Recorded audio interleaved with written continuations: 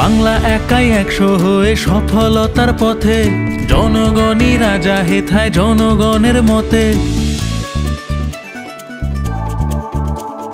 10 লক্ষ টাকা পাবে প্রতি বুথ এবার, মিটবে সকল প্রয়োজন আর ফুটবে হাসি সবার।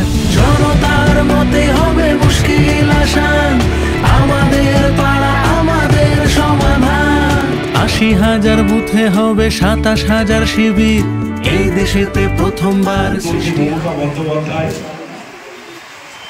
মানুষের গণতান্ত্রিক অধিকারকে আরো মজবুত করার জন্য, আরো সুদৃঢ় করার জন্য মানুষের মতামতের মধ্য দিয়ে এলাকার উন্নয়নের কাজ করার তিনি প্রতিজ্ঞাবদ্ধ হয়েছেন এবং সেই প্রকল্প তিনি সূচনা করেছেন।